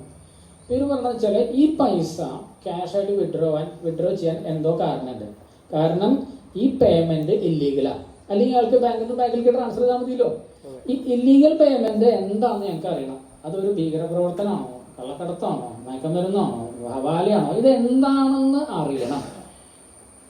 അപ്പം ഇയാൾ എഫിഡാവിറ്റ് എഴുതി കൊടുത്തു, ഞാൻ ഇങ്ങനെ ഭൂമി ഇന്നാളെ മേടിച്ചത്, അത്രയും ഉണ്ട്, ബാക്കി അയാളെ പിടിച്ചോളൂ. അത് അയാൾ വിട്ടൂല്ലോ, അയാളെ വേണ്ടി. അപ്പം ഇത് ഞാൻ പറഞ്ഞത് വെച്ചാൽ നമ്മൾ സാമ്പത്തിക കാര്യങ്ങൾ ചെയ്യുമ്പോൾ വളരെ ശ്രദ്ധിക്കുക. ക്യാഷ് ബാങ്കിൽ ഡെപ്പോസിറ്റ് അധികം ക്യാഷായിട്ട് കൊണ്ടുവരുന്നുണ്ടെങ്കിൽ അതിന് കൃത്യമായ സോഴ്സ് വേണം. കൃത്യമായ സോഴ്സ് വെച്ചാൽ എന്താണെന്ന് ചോദിച്ചാൽ എവിടുന്ന് കിട്ടി, എങ്ങനെ കിട്ടി, എന്തിനു കിട്ടി, ഇത് പറയാൻ ബാധ്യസ്ഥരാണ്. ഇന്ന ആൾ തന്നു, ഇന്നതിന് തന്നു എന്ന് എനിക്ക് പറയാനോ പ്രൂവ് ചെയ്യാനോ പറ്റിയിട്ടില്ലെങ്കിൽ നിങ്ങൾ പറയാൻ പറ്റാത്ത എന്തോ ബിസിനസ് ചെയ്തുണ്ടാക്കിയതാണ്, ഇല്ലീഗൽ ബിസിനസ്സാണ്. അതിനെ ബ്ലാക്ക് മണി എന്നല്ല പറയാം, റെഡ് മണി എന്ന് തന്നെ പറയും. അതായത് ടാക്സ് അടയ്ക്കാത്ത പൈസയെ ബ്ലാക്ക് മണി എന്ന് പറയും. ഞാൻ ചെയ്യുന്ന ആക്ടിവിറ്റി തന്നെ ഇല്ലീഗലാണെങ്കിൽ റെഡ് മണി എന്ന് പറയും. അപ്പോൾ അത് റെഡ് മണിയാണ്, അതായത് നിങ്ങൾക്ക് അത് ഇല്ലീഗൽ ആക്ടിവിറ്റി ആണ് എന്നുള്ളത് അവർ കൺക്ലൂഡ് ചെയ്യും. അത് വരുമ്പോൾ വലിയ പെനാൽറ്റിയും പ്രശ്നങ്ങളാണ്. അടുത്തത് ശ്രദ്ധിക്കേണ്ടത്, സ്ഥിരമായിട്ട് ആൾക്കാർക്ക് പ്രശ്നം പറ്റുന്നത് എന്താണെന്ന് വെച്ചാൽ, നമ്മുടെ ബാങ്ക് അക്കൗണ്ടിലേക്ക് ഒരു പരിചയമില്ലാത്ത ഒരാൾ ഫണ്ട് ട്രാൻസ്ഫർ ചെയ്യുന്നു എന്ന് നമ്മൾ അറിഞ്ഞാൽ, അല്ലെങ്കിൽ നമ്മൾ കണ്ടാൽ, നമ്മൾ ഉടനെ ബാങ്കിൽ ഒരു ലെറ്റർ കൊടുക്കും. ഇപ്പം ഞാൻ നോക്കുമ്പോൾ എൻ്റെ അക്കൗണ്ടിൽ ഒരു 2 ലക്ഷം കിടക്കുന്നു, ആരാ എന്താന്ന് എനിക്കൊരു പരിചയം, പൈസ കിട്ടിയതല്ലേ, കുഴപ്പമില്ല, അങ്ങനെയല്ല. കാരണം നാളെ ഈ തന്ന ആൾ എന്തെങ്കിലും കുഴപ്പത്തിൽ പെട്ടാൽ ഇയാളുടെ ബാങ്ക് അക്കൗണ്ട് നോക്കിയാൽ ഇന്ന ആളുടെ ബാങ്ക് അക്കൗണ്ടിലേക്ക് ഫണ്ട് ട്രാൻസ്ഫർ ചെയ്തു. ഇപ്പം നിങ്ങളും അയാളും തമ്മിൽ എന്തോ ഇടപാടുണ്ട്, അതെന്താന്നുള്ള കുറച്ച് ദിവസമെങ്കിലും നമ്മളിതിൻ്റെ പിന്നാലെ നടക്കേണ്ടി വരും. അപ്പോൾ ഞാൻ പറയാം, എനിക്ക് എൻ്റെ അല്ല എന്ന് ഞാൻ ബാങ്ക് മാനേജർക്ക് ഒരു ലെറ്റർ കൊടുക്കുക, ഇത് ബൈ മിസ്റ്റേക്ക് എനിക്ക് ക്രെഡിറ്റ് വന്നതാണ്, അതുകൊണ്ട് എന്ന് പറഞ്ഞിട്ട് നമ്മളൊരു ലെറ്റർ കൊടുത്ത് അതൊരു അക്നോളജ്മെൻറ്റ് മേടിക്കുക. അതായത് ഞാൻ അത് എൻ്റെ ആക്ഷൻ എടുത്തിട്ടുണ്ട്, ഇത് ബൈ മിസ്റ്റേക്ക് വന്നതെന്നുള്ളത്. അത് ശ്രദ്ധിക്കുക എല്ലാവരും. നമ്മുടെ അക്കൗണ്ടിലേക്ക് ഇപ്പം നാളെ ഒരാൾ അയാളുടെ മകളുടെ ഭർത്താവ് കാനഡയിൽ നിന്ന് ഒരു 10 ലക്ഷം രൂപ ഇയാളുടെ അക്കൗണ്ടിലേക്ക് അയച്ചിട്ട് ഇയാളോട് പറഞ്ഞു, ഈ പൈസ പഞ്ചാബിൽ ഒരാൾക്ക് അയച്ചു കൊടുക്കണം എന്ന് പറഞ്ഞു. ഏതൊരു സിംഗിൻ്റെ പേര് പറഞ്ഞു, അയാൾക്ക് അയച്ചു കൊടുത്തു. പ്രശ്നം എന്താ പറ്റുകയെന്ന് വെച്ച് കഴിഞ്ഞാൽ, ഈ സിംഗ് കുഴപ്പക്കാരനായിരുന്നു. അവർ കേന്ദ്ര ഗവൺമെൻറ് അന്വേഷിച്ചു, ഇയാൾക്ക് നോട്ടീസ് വന്നു. എന്താണ് നിങ്ങൾ ഇയാളുമായിട്ടുള്ള ബന്ധം, എന്താണ് നിങ്ങൾ പരിചയം അറിയില്ല. കാരണം മരുമകനെ അയച്ചു കൊടുക്കാൻ, മരുമകനെ നേരിട്ട് അയച്ചു കൊടുത്താൽ മതി. അത് ഇയാളിപ്പോൾ ഈ വയസ്സായ അയാൾ എന്നിട്ട് എൻ്റെ ഓഫീസിൽ ഒന്ന് സാറേ ഇതെന്താ ചെയ്യാൻ പറ്റുക. ഇനി അടുത്ത പ്രശ്നം, ഇത് കുറേ പ്രാക്ടിക്കൽ ഇഷ്യൂസ് ഞാൻ പറഞ്ഞിട്ട്. അപ്പോൾ നിങ്ങൾക്ക് ഞാൻ പറഞ്ഞിട്ട് വേറെ എന്തെങ്കിലും ഇത് പ്രായോഗികമായിട്ട് ജീവിതത്തിൽ വരുന്ന കാര്യങ്ങളാണ് പറയണേ. നിങ്ങൾക്ക് ഈ ഫൈനാൻസായിട്ട് ബന്ധപ്പെട്ട് വേറെ എന്തെങ്കിലും സംശയങ്ങളുണ്ടെങ്കിൽ ഒന്ന് ഓർമ്മിച്ച് ചോദിച്ചോളൂ. ഒരാൾ അയാളുടെ മകൻ UK പഠിക്കാൻ പോയിട്ട് അയാളവിടെ എന്തോ ഈ ബിറ്റ് കോയിൻ പോലെ എന്തോ ട്രാൻസാക്ഷൻ ഒക്കെ നടത്തിയിട്ട് കുറച്ച് പൈസ കിട്ടി. ഈ പൈസ ഇയാൾ ഇയാളുടെ തന്നെ അക്കൗണ്ടിലേക്ക് അയച്ചു. ഇയാൾ നാട്ടിൽ വന്നിട്ട് തിരിച്ചു പോകാൻ വേണ്ടി ഈ പൈസ എടുത്തിട്ട് ഒരു ട്രാവൽ ഏജൻസിക്ക് കൊടുത്തിട്ട് ടിക്കറ്റ് ബുക്ക് ചെയ്തു തിരിച്ചു പോകാൻ വേണ്ടിയിട്ട്. ഇത് ട്രാക്ക് ചെയ്ത് വന്നപ്പോൾ ഇയാളുടെ ട്രാക്ക് നോക്കി ഇത് ഇവിടേക്ക് വന്നു, ഇവിടുന്ന് ട്രാവൽ ഏജൻ്റ് അക്കൗണ്ടിലേക്ക് പോയി, എല്ലാ അക്കൗണ്ടും ഫ്രീസ് ചെയ്തു. ട്രാവൽ ഏജൻറ്റ് പറഞ്ഞ് ഞാൻ ആർക്കൊരു ടിക്കറ്റ് എടുത്ത് കൊടുത്തു എന്നുള്ളൊരു കുറ്റം മാത്രമേ ചെയ്തിട്ടുള്ളൂ, ഞാൻ വേറെ ഒന്നും ചെയ്തിട്ടില്ല. പക്ഷേ ഇയാൾ അതിൻ്റെ ഭാഗമാണോ എന്ന് തീരുമാനമാണോ വരെ ഫ്രീസ് ചെയ്യും. ഈ ഫ്രീസ് ചെയ്യുമ്പോഴുള്ള കുഴപ്പം, നമ്മളതിൽ 10 ലക്ഷം ഉണ്ടെങ്കിൽ 10 ലക്ഷം അവിടെ കിടക്കും. ചെറിയ എമൗണ്ട് കിടക്കുന്ന പ്രശ്നമില്ല. ഇയാൾ പറഞ്ഞത് എൻ്റെ പല ക്ലയൻസ് ടിക്കറ്റ് ബുക്ക് ചെയ്യാൻ തന്ന പൈസയാണ് അവിടെ ബ്ലോക്ക് ആയിരിക്കുന്നത്. അപ്പോൾ ഇങ്ങനത്തെ കാര്യങ്ങൾ ചെയ്യുമ്പോൾ നമുക്ക് പരിചയമില്ലാത്തതോ നമുക്ക് എക്സ്പ്ലെയിൻ ചെയ്യാൻ പറ്റാത്തതോ ആയിട്ടുള്ള ഒരു പണവും എത്ര പരിചയമുണ്ടെന്ന് പറഞ്ഞാലും ഇപ്പം നമ്മുടെ മൊബൈൽ ആർക്കും ഉപയോഗിക്കാൻ കൊടുക്കാൻ പാടില്ല എന്ന് പറഞ്ഞ പോലെ തന്നെ നമ്മുടെ അക്കൗണ്ടും ആർക്കും ഉപയോഗിക്കാൻ കൊടുക്കരുത്. അത് കൂടെ ഇട്ടാൽ ചില ആൾക്കാർ പറയും 10 ലക്ഷം ഇടും, നിങ്ങൾ 8 ലക്ഷം ഇന്ന ആൾ കൊടുത്തോളൂ, 2 ലക്ഷം എടുത്തോളൂ എന്ന് പറയും. ഇത് കാണുമ്പോൾ ചില ആൾക്കാർ നല്ല പരിപാടിയാണല്ലോ, ഇനി 10 ലക്ഷം കിട്ടുന്നു, 8 ലക്ഷം ട്രാൻസ്ഫർ ചെയ്യുന്നു, പരിപാടി അവസാനിച്ചു. പക്ഷേ അത് പ്രോബ്ലത്തേക്ക് വരും ഇങ്ങനത്തെ ഇതിൽ. അപ്പോൾ ക്യാഷ് ഡെപ്പോസിറ്റ് ചെയ്യുമ്പോൾ സൂക്ഷിക്കുക. അതായത് ചില ആൾക്കാർ ഇപ്പോൾ ഈ ഭൂമി വിറ്റ് മുഴുവൻ കണക്കിൽ കാണിക്കില്ല, ബാക്കിയുള്ള പൈസ എന്നാൽ എൻ്റെ ബന്ധുവിൻ്റെ അക്കൗണ്ടിൽ ഇരിക്കട്ടെ, അല്ലെങ്കിൽ വേറെ ആൾക്കാരെ 10 ആൾക്കാരെ സ്പ്ലിറ്റ് ചെയ്തിടാം എന്നൊക്കെ പറഞ്ഞിട്ട് അങ്ങനെയൊക്കെ ഇടും. അങ്ങനെയൊക്കെ ഇട്ട് കഴിഞ്ഞ് കഴിഞ്ഞാൽ ഇടുന്നതിൻ്റെ മുമ്പ് ആരോടെങ്കിലും കൺസൾട്ട് ചെയ്ത് അതിന് ചോദിച്ചാൽ ഈ പണമെന്ന് പറയാൻ പറ്റില്ലെങ്കിൽ എന്ത് പണമെന്നാണ് പറയാൻ പറ്റുക എന്നുള്ളത് നമ്മൾ ആലോചിച്ച് ഒരു ഉത്തരം നേരത്തെ, ചോദ്യം വരുന്ന പ്രതീക്ഷിക്കുക, ഉത്തരം നേരത്തെ കണ്ടെത്തുക. കുറേ ഉടായ്പ വഴികളുണ്ട്. അതിങ്ങനെ സദസ്സിൽ നമുക്ക് ഇങ്ങനെ പറയുമ്പോൾ ഒരു ബുദ്ധിമുട്ടുണ്ടാവും. അപ്പോൾ അത് ശരിയല്ല, കാരണം അതൊക്കെ ലീഗൽ ആണല്ലോ പരിപാടികൾ. അപ്പോൾ പേഴ്സണലായിട്ട് നമ്മൾ കുറേ കാര്യങ്ങൾ നിങ്ങൾ പറഞ്ഞു കൊടുക്കും, ഇങ്ങനെ ഇന്ന സോഴ്സ് പറയാം, ഇന്ന പരിപാടികൾ ചെയ്യാന്നുള്ളത്. അപ്പോൾ പണം സാമ്പത്തികമായ എന്ത് ട്രാൻസാക്ഷൻ നടത്തുമ്പോഴും ഒരു 1 ലക്ഷം 2 ലക്ഷത്തിൽ കൂടുതലുള്ള ട്രാൻസാക്ഷൻ ആണെങ്കിൽ ഏതെങ്കിലും ഒരു സാമ്പത്തിക മേഖലയിൽ നമ്മൾ ഒരാളെ കണ്ടെത്തുക, നമുക്ക് വിശ്വസിക്കാവുന്ന ഒരാളെ കണ്ടെത്തി ഉപദേശം തേടിയിട്ട് ചെയ്താൽ പിന്നീടുള്ള ഇപ്പം എന്താ വെച്ചാൽ ഇൻഫർമേഷൻ പെട്ടെന്ന് അവർക്ക് കിട്ടും. അവരുടെ ഇന്ന് ഈ നോട്ടീസ് കിട്ടിയാൽ നമുക്ക് എന്താ ചോദിച്ചിരിക്കണമെന്ന് തന്നെ മനസ്സിലാവും. കുറേ സെക്ഷനാണ് പറയുക. അപ്പോൾ അങ്ങനെ അത് കാണുമ്പോൾ നമ്മുടെ മനസ്സമാധാനം പോകും. ഇപ്പം ഞാനത് കണ്ട് സാരില്ല, കുഴപ്പമില്ല, നമുക്ക് എന്താ മറുപടി കഴിക്കാന്ന് വെച്ചാൽ എന്നെ ഒരു ദിവസം 3 തവണ വിളിക്കും. കാരണം എന്താ വെച്ചാൽ ഇയാളെ സംബന്ധിച്ചിടത്തോളം വലിയ പ്രശ്നമാണ്. എനിക്ക് മനസ്സിലായി ഇതിപ്പോൾ ഒരു നോർമൽ എൻക്വയറിയാണ്, ഒരു റിപ്ലൈ കൊടുത്താൽ തീരാവുന്ന കാര്യമുള്ളൂ. പക്ഷേ അയാൾക്ക് അങ്ങനെയല്ല. അപ്പം അതുകൊണ്ട് അങ്ങനത്തെ കാര്യങ്ങൾ വളരെയധികം ശ്രദ്ധിക്കുക. അപ്പോൾ ക്യാഷ് ഡെപ്പോസിറ്റ്, ക്യാഷ് വിഡ്രോവലോ പോലെ തന്നെ. ക്യാഷ് വിഡ്രോവലോ നമ്മളൊരു 10,000-20,000 വിഡ്രോ ചെയ്താൽ കുഴപ്പമില്ല. 20 ലക്ഷത്തിൽ കൂടുതലാണ് വിഡ്രോവലെങ്കിൽ ഒരു വർഷം നമ്മൾ മൊത്തം വിഡ്രോവൽ 20 ലക്ഷത്തിൽ കൂടുതലാണെങ്കിൽ ശ്രദ്ധിക്കുക, അതിൻ്റെ ഡാറ്റ ഇൻകം ടാക്സിലേക്ക് പോകും. അപ്പോൾ അത് ശ്രദ്ധിക്കുക. ഭൂമി വിൽക്കുന്നുണ്ടെന്നുണ്ടെങ്കിൽ ഭൂമി വിറ്റ് കഴിഞ്ഞ് കഴിഞ്ഞാൽ ലാഭമാണോ നഷ്ടമാണോ എന്ന് കണക്കാക്കിയിട്ട് നമ്മൾ അതിനൊരു ടാക്സ് അടയ്ക്കാൻ ബാധ്യസ്ഥരാണ്. ടാക്സ് എമൗണ്ട് വളരെ ചെറുതാണ്. ഇപ്പം ഞാൻ 10 ലക്ഷത്തിന് മേടിച്ചൊരു ഭൂമി 15 ലക്ഷത്തിന് വിറ്റാൽ എൻ്റെ ലാഭം എന്ന് പറഞ്ഞാൽ 5 ലക്ഷമാണ്. ആ 5 ലക്ഷത്തിന് 12% എനിക്ക് ടാക്സ് വരിക. 60,000 ടാക്സ് വരിക. അതാണ് കൊടുത്തേക്കുക. അത് കൊടുത്താലുള്ള ഗുണം എന്ന് പറഞ്ഞത് ഇവർ കണ്ടുപിടിക്കുമ്പോൾ കഥ വേറെയാണ്.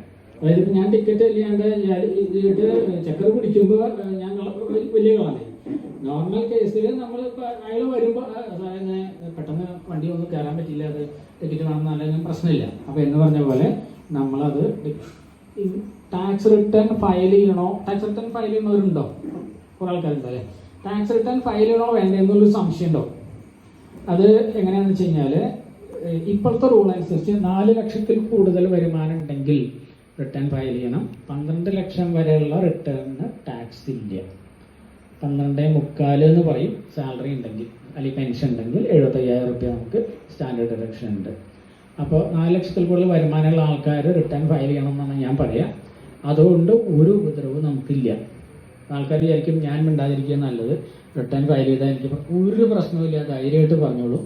നമുക്ക് അങ്ങനത്തെ എന്ത് വിഷയം ഉണ്ടെങ്കിലും നമുക്ക് ഡീൽ ചെയ്യാം. അതൊന്നും ജെന്യുവിനാണെങ്കിൽ, നമ്മൾ വേറൊരു കേസിൽ പെടാത്ത ഒരാളാണ്, ജെന്യുവിനായിട്ടൊരു കേസാണെന്നുണ്ടെങ്കിൽ വലിയ എമൗണ്ടാണ് ചോദിച്ചിട്ട് ചെയ്യുക. അപ്പോൾ ചില കാര്യങ്ങൾ നമ്മൾ പ്ലാൻ ചെയ്ത് ചെയ്യണം. ചെറിയ എമൗണ്ടൊക്കെ ആണെങ്കിൽ നമുക്ക് അവസാനിപ്പിക്കാം. 4 ലക്ഷത്തിൽ കൂടുതൽ നമ്മുടെ അക്കൗണ്ടിൽ പൈസ വരണ്ടെങ്കിലും നമ്മളപ്പോൾ അത് തന്നെ. ഇപ്പോൾ നമ്മൾ LIC മെച്യൂരിറ്റി വന്നു, അത് കുഴപ്പമില്ല, കാരണം അത് എക്സംപ്റ്റഡ് ഇൻകം. അപ്പോൾ ചിലത് എക്സംപ്റ്റഡ് ഇൻകം, അല്ലെങ്കിൽ ഇപ്പം മകൻ കുറച്ച് പൈസ അയച്ചു തന്നു, അതൊരു കുഴപ്പമില്ല. കാരണം ബ്ലഡ് റിലേഷനുള്ള ആൾക്കാർ തമ്മിൽ എത്ര എമൗണ്ട് വേണമെങ്കിൽ ഗിഫ്റ്റ് ചെയ്യാം, അതിൽ ടാക്സ് ഇല്ല. ഗിഫ്റ്റ് ടാക്സ് അബോളിഷ്ഡ് ആണ്. അപ്പോൾ ഇങ്ങനത്തെ എന്തെങ്കിലും സംശയങ്ങൾ ഓർമ്മിച്ച് വെക്കും. ഞാൻ ചില കാര്യങ്ങൾ പറയുന്നു, അത് കോമൺ ആയിട്ട് വരുന്ന പ്രശ്നമാണ് എല്ലാവർക്കും.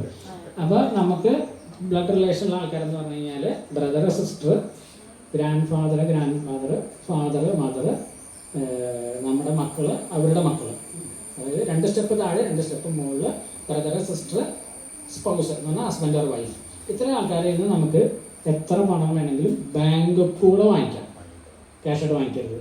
ക്യാഷായിട്ട് വാങ്ങിക്കുന്നതിൻ്റെ റൂൾ എന്താണെന്ന് വെച്ച് കഴിഞ്ഞാൽ 2 ലക്ഷത്തിൽ കൂടുതൽ പൈസ ഒരു വർഷം നമ്മൾ ക്യാഷായിട്ട് വാങ്ങാൻ പാടില്ല. ആരുടെ കയ്യിൽ നിന്നാണെങ്കിലും, അവർക്ക് സോഴ്സ് ഉണ്ടോ ഇല്ല എന്നുള്ള വിഷയമല്ല. ക്യാഷായിട്ട് വാങ്ങാം, ബാങ്കിൽ ഇടാണ്ടിരുന്നാൽ മതി. നമ്മൾ ക്യാഷായിട്ട് വാങ്ങി നമ്മളിപ്പോൾ അവിടെ മുതൽ കിട്ടി അല്ലെങ്കിൽ വേറെ എന്തെങ്കിലും ചിലവാക്കി, നോ പ്രോബ്ലം. ഇത് നമ്മളൊരു FD ആയിട്ട് ഇട്ട് കഴിഞ്ഞ് കഴിഞ്ഞാൽ സോഴ്സ് ചോദിച്ചാൽ ഇന്ന ആൾ ക്യാഷായിട്ട് തന്നാന്ന് പറഞ്ഞു കഴിഞ്ഞാൽ എത്രയാ പൈസ കിട്ടിയ ഈക്വൽ എമൗണ്ട് ടാക്സ് പോകും. അതായത് ആ കാശ് മുഴുവൻ പോയി നടത്തും. വളരെ കെയർഫുൾ ആവുക. ഇങ്ങനത്തെ കാര്യങ്ങളിൽ നമുക്ക് രക്ഷപ്പെടാൻ പഴുത് വളരെ കുറവാണ്. കാരണം ക്ലിയർ കട്ട് കേസാണത്. കാരണം നമുക്ക് വേറെ ഒന്നും പറയാൻ പറ്റില്ല. അപ്പോൾ ക്യാഷായിട്ട് കിട്ടി. അപ്പോൾ അങ്ങനെ വരുമ്പോൾ നമ്മൾ എന്താ വെച്ചാൽ അങ്ങനെ കിട്ടി നമ്മൾ ചെയ്തു പോയെന്ന് വെച്ച് കഴിഞ്ഞാൽ നമ്മളടുത്ത് കൺസൾട്ട് ചെയ്യുമ്പോൾ ഈ സോഴ്സ് മാറ്റണം. അതായത് ഇയാൾ തന്നതെന്ന് പറഞ്ഞാൽ പറയാൻ പറ്റില്ല നമുക്ക്. അപ്പോൾ നമ്മൾ വേറെ കുറേ പരിപാടികളുണ്ട്. അതായത് സോഴ്സ് നമ്മൾ അലവിന്ന് അല്ലെങ്കിൽ നമുക്ക് ഡിക്ലെയർ ചെയ്യാവുന്ന സോഴ്സുകൾ കുറേ ഓപ്ഷൻസ് ഉണ്ട്. ആ വഴിക്ക് നമ്മൾ അത് ക്ലിയർ ചെയ്ത് കൊടുക്കും. എളുപ്പം നിങ്ങളുടെ തൊട്ടടുത്തുള്ള ആരെങ്കിലും നോക്കുക. അതല്ലെങ്കിൽ എൻ്റെ നമ്പർ നോട്ട് ചെയ്തോളൂ. എന്തെങ്കിലും ഇതുപോലെ സംശയങ്ങൾ ഉണ്ടെങ്കിൽ വാട്സപ്പിലോ എന്തെങ്കിലും. 5000 രൂപ കിട്ടി 10 പേരുടേക്ക്. അപ്പൊ 50,000 രൂപ ഒരു മാസം കൊടുക്കും. ഒരു വർഷം കൊണ്ട് ഒരാളുടെ അക്കൗണ്ടിലേക്ക് ചിലപ്പോ വരാം. അതില് എന്തെങ്കിലും പ്രശ്നം വരും? അല്ല, നമ്മുടെ അക്കൗണ്ടിൽ മന്ത്ലി കളക്ഷൻ സ്കീമോ അതെ, നമ്മുടെ അക്കൗണ്ടിൽ വരുന്ന പൈസ ഏത് വകുപ്പിലാണ് അതായത് ചോദിച്ചാൽ ആര് തന്നു, എന്തിനു തന്നു. അപ്പൊ ഞാനൊരു കോൺട്രാക്ടറാണ്. ഞാൻ സിമ്പിളായിട്ട് ആൻസർ പറയാം. ഞാനൊരു കോൺട്രാക്ടറാണ്. എനിക്ക് 2 ക്ലയൻസ് ഗൾഫിലുള്ളവരാണ്. അപ്പോൾ നമുക്ക് സ്വാഭാവികമായിട്ട് അവർക്ക് ഇവിടെ വന്ന് നടത്താൻ പറ്റാത്തതുകൊണ്ടാണ് എന്നെ ലഭിച്ചിരുന്നത്. എൻ്റെ അക്കൗണ്ടിലേക്കാണ് അവർ പൈസ അയക്കുക. ചിലപ്പോൾ കോടികളുണ്ടാവും. 2 കൊല്ലം കൊണ്ടാണ് വീട് പണിയാണ്. 1 കോടി റുപ്യ എൻ്റെ അക്കൗണ്ടിലേക്ക് വന്നു. 1 കോടി റുപ്യ എൻ്റെ ഇൻകമൊന്നുമല്ല. ഞാൻ ആ പൈസ എനിക്ക് എന്താ കിട്ടുക, അതിൻ്റെ ലാഭം മാത്രമേ കിട്ടുക. അപ്പോൾ അങ്ങനെയുള്ള കേസുകൾ നമ്മൾ ആദ്യം എഗ്രിമെൻ്റ് ഉണ്ടാക്കാൻ പറയും. അതായത് നമ്മൾ എപ്പോഴും പ്രീ പ്ലാൻഡ് ആയിരിക്കണം. അങ്ങനെ ഒരാൾ ഒരു ട്രാൻസാക്ഷൻ നടത്തുന്നുണ്ടെങ്കിൽ നോട്ടീസ് വരാൻ കാത്തിക്കരുത്. അവിടെ ഇപ്പൊ ഈ ചിട്ടിന്റെ കാര്യത്തിൽ എനിക്ക് പൈസ വന്ന പൈസ ഇന്നതാണെന്ന് നമുക്ക് പ്രൂവ് ചെയ്യാനുള്ള എല്ലാ പേപ്പേഴ്സും കയ്യിലുണ്ടെങ്കിൽ അത് പ്രശ്നമില്ല. അതിന് പ്രശ്നമില്ല. ഇപ്പൊ ഒരാളെ എന്നെ ഏൽപ്പിക്കുകയാണ്. ഇപ്പൊ ഞാനൊരു ഇൻഷുറൻസ് ഏജന്റാണ്. എൻ്റെ അക്കൗണ്ടിലേക്കാണ് പൈസ വരണേ. ഞാൻ പ്രീമിയം അടയ്ക്കുന്നു. ഇപ്പൊ ഞാൻ ഇൻഷുറൻസ് ഏജന്റാണ്. ഞാൻ ഹെൽത്ത് ഇൻഷുറൻസ് എല്ലാവർക്കും കൊടുക്കും. ഹെൽത്ത് ഇൻഷുറൻസിന്റെ ഒരു കാര്യം അതോട് ഞാൻ പെട്ടെന്ന് പറഞ്ഞു. ഹെൽത്ത് ഇൻഷുറൻസിന്റെ പൈസ എനിക്ക് അയച്ചു തരുന്നുണ്ട്. ആൾക്കാരെ ഗൂഗിൾ പേ ചെയ്യാം. ഞാൻ ഈ പേയ്മെന്റ് ഇൻഷുറൻസ് കമ്പനിക്ക് കൊടുക്കും. ഈ വന്ന പൈസ മുഴുവൻ എൻ്റെ വരുമാനമൊന്നുമില്ല. അപ്പോൾ ഞാൻ എങ്ങനെ പ്രൂവ് ചെയ്യുക? ഈ പേയ്മെന്റ് മുഴുവൻ ഇൻഷുറൻസ് കമ്പനിക്ക് കൊടുത്തത് എൻ്റെ പ്രൂഫ് ഞാൻ എടുത്തു വയ്ക്കും. അങ്ങനെ ഒരു ലിസ്റ്റ് ഉണ്ടാക്കിയിട്ട് ഞാനത് പ്രൂവ് ചെയ്യും. അതിൽ എനിക്കും ലാഭം ഉണ്ടെങ്കിൽ ആ ലാഭം വെച്ചിട്ട് ഇൻകം ഡിക്ലെയർ ചെയ്ത് വയ്ക്കും. ചെറിയ 1 ലക്ഷം ആണെങ്കിൽ 1 ലക്ഷം, 2 ലക്ഷം ആണെങ്കിൽ 2 ലക്ഷം നമ്മളൊരു ഇൻകം ഡിക്ലെയർ ചെയ്ത് വയ്ക്കും. ബേസിക്കലി ഇൻകം ഡിക്ലെയർ ചെയ്യുന്നത് എങ്ങനെയാണെന്ന് വെച്ചാൽ തിരിച്ചാണ് നിങ്ങൾ പറയാം. നിങ്ങൾ ചെലവാക്കി കഴിഞ്ഞ് എടുത്തു വെക്കുന്ന പൈസ ഉണ്ടല്ലോ, അതിനാണ് സോഴ്സ് വയ്ക്കുക. അതായത് എനിക്കിപ്പോൾ 5 ലക്ഷം എൻ്റെ വന്നു, ഞാനത് ചിലവാക്കി. അത് മുഴുവൻ ചിലവാക്കി പോയാൽ നോർമൽ കേസിൽ ചോദ്യങ്ങൾ ഉണ്ടാവില്ല. നേരെ മറിച്ച് 2 ലക്ഷം ഡെപ്പോസിറ്റ് ഇട്ടാൽ ഉടനെ അവർ ചോദിക്കും ഈ 2 ലക്ഷത്തിന്റെ സോഴ്സ് എന്താണ്. അപ്പൊ ഈ 5 ലക്ഷത്തിന് കള പറഞ്ഞു. അപ്പൊ ആരാണ് എന്താണെന്നുള്ള ചോദ്യം വരും. അപ്പൊ നമ്മൾ എപ്പോഴും എടുത്തു വെക്കുക, അല്ലെങ്കിൽ നാളേക്ക് വേണ്ടി മാറ്റി വെക്കുന്ന സിനാരിയോയിലാണ് ഈ ചോദ്യങ്ങൾ വരിക. അതായത് നമ്മുടെ അസറ്റ് ക്രിയേഷൻ എന്ന് പറയും. അസറ്റ്സ് ഉണ്ടാക്കാൻ നോക്കിയാൽ അതിന്റെ സോഴ്സാണ് ചോദിക്കുക. അതാണ് അതിൻ്റെ ഒരു ഇത്. നമുക്ക് വരവെന്നും ചെലവാക്കണ പണത്തിന്റെയും കൃത്യമായ സോഴ്സും അതിന്റെ കാര്യങ്ങളും പറയാൻ വിത്ത് പ്രൂഫ് ഉണ്ടെങ്കിൽ നമുക്ക് യാതൊരു പ്രശ്നമില്ല, ഈസി ആയിട്ട് ചെയ്യാൻ പറ്റും. ഇനി ആ ഹെൽത്ത് ഇൻഷുറൻസ് മറക്കാതിരിക്കാൻ എല്ലാ വർഷവും റിട്ടേൺ ഫയൽ ചെയ്യാണ്. ഏതെങ്കിലും ഒരു വർഷം നമുക്ക് ട്രാൻസാക്ഷൻ കുറവാണ്, അതായത് ഒരു ലിമിറ്റിൽ താഴെയാണെങ്കിൽ ആ വർഷം ചെയ്തില്ല എന്ന് വിചാരിച്ചു കുഴപ്പമൊന്നുമില്ല. പക്ഷെ നമ്മൾ കണ്ടിന്യൂറ്റിക്ക് വേണ്ടി ചെയ്യാന്ന് പറയും. കാരണം എന്താ വെച്ച് കഴിഞ്ഞാൽ അവർ ചിലപ്പോൾ ഒരു നോട്ടീസ് അയച്ചേക്കാം. നോട്ടീസ് എന്ന് പറഞ്ഞാൽ ഒരു മെസ്സേജ് ഒക്കെ വരും. സാധാരണ നിലയ്ക്ക് എപ്പോഴും മെസ്സേജ് വരുന്നുണ്ട് ആൾക്കാർക്ക് പേടിയാണ്. അപ്പോൾ അത് കുഴപ്പമില്ല, എത്ര ടാക്സ് ഒന്നുമില്ല, എന്നാലും ഫയൽ വെക്കൂ എന്ന് പറയുന്ന ആൾക്കാരാണ് കൂടുതൽ. പക്ഷെ നിയമപ്രകാരം ഫയൽ ചെയ്യാൻ ബാധ്യസ്ഥനല്ല. അങ്ങനെ ചോദിച്ചാൽ എൻ്റെ ഇത്തവണത്തെ ഇൻകം എക്സംഷൻ ലിമിറ്റിന് താഴെയാണ്.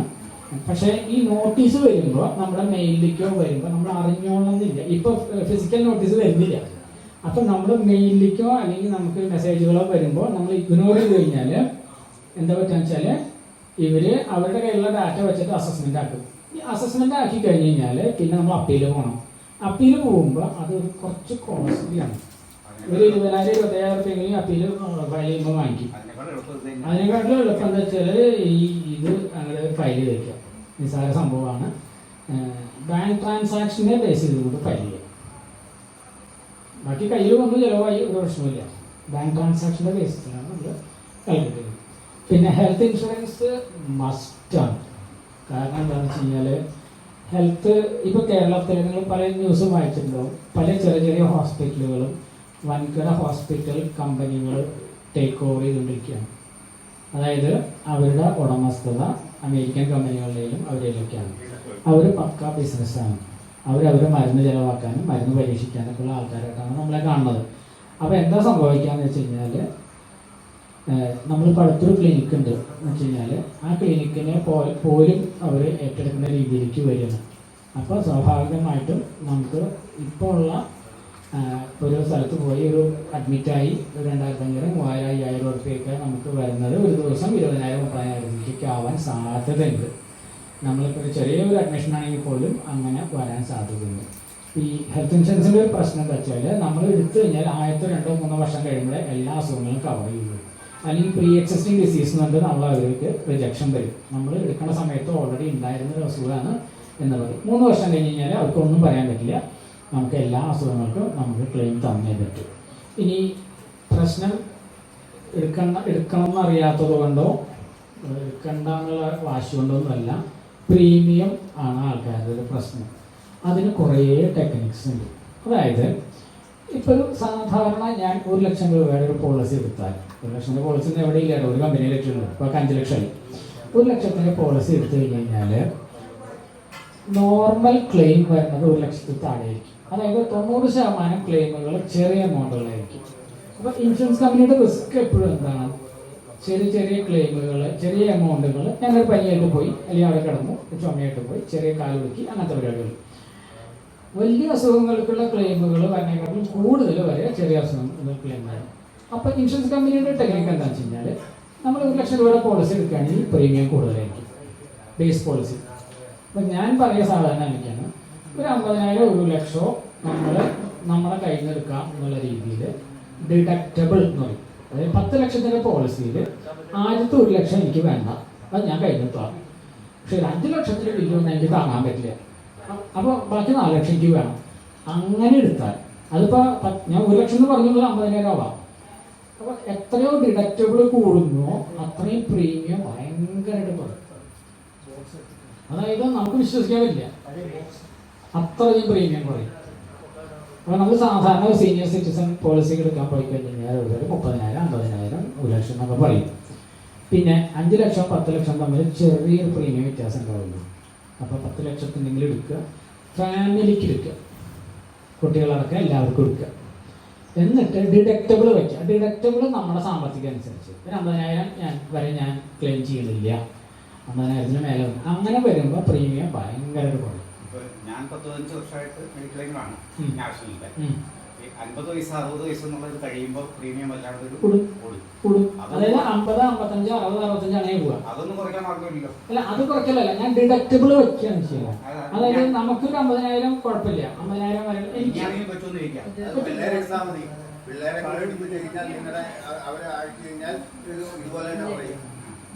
അതായത് മെയിൻ പോളിസി ഹോൾഡർ ഒരു മക്കളാക്കണം പറഞ്ഞു.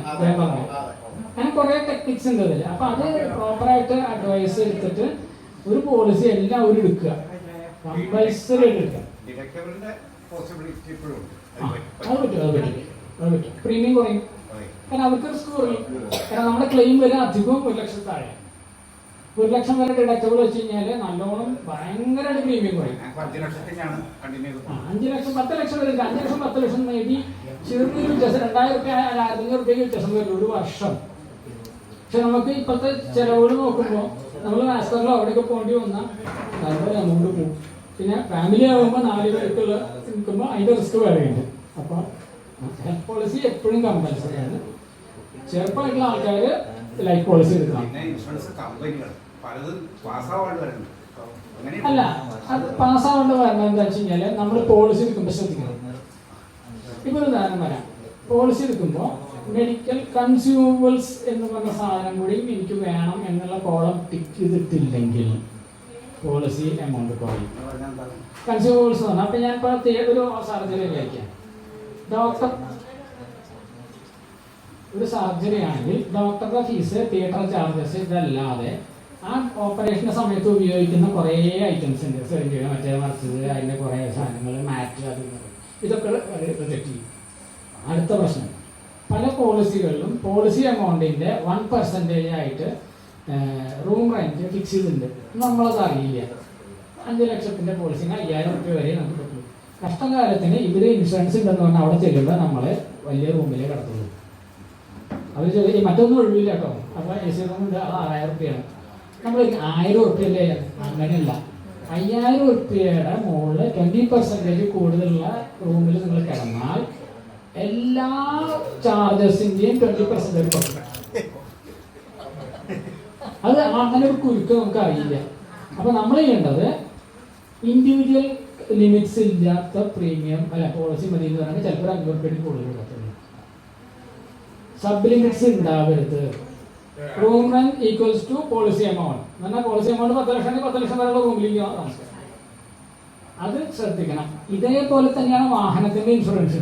വാഹനത്തിന്റെ ഇൻഷുറൻസ് സൂക്ഷിച്ചും കണ്ട് ചെയ്തില്ല എന്നുണ്ടെങ്കിൽ പല തരത്തിൽ നമുക്ക് പൈസ ക്ലെയിം കിട്ടില്ല. അത് ഇതിനെക്കാട്ടിലും കോംപ്ലിക്കേഷൻ ഉണ്ട്. സ്പെസിഫിക് ആയിട്ട് എന്തെങ്കിലും ആൾക്കാർ ഉണ്ടെന്നുണ്ടെങ്കിൽ കോൺടാക്ട് ചെയ്തോളൂ. അതിൻ്റെ അഡ്വൈസ് കൃത്യമായിട്ട് ഞാൻ പറഞ്ഞുതരാം. ഏത് പോളിസി എങ്ങനെ എടുക്കണം, അതിൻ്റെ ഗുണങ്ങൾ, ദോഷങ്ങൾ.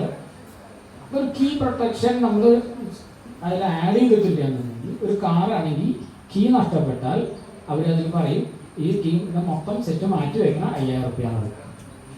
പക്ഷേ കീ പ്രൊട്ടക്ഷന് അഡീഷണൽ ആയിട്ട് പ്രീമിയം 100 രൂപ മേടിക്കും. 10 കൊല്ലം കഴിഞ്ഞാൽ 1000 രൂപ ഉള്ളൂ.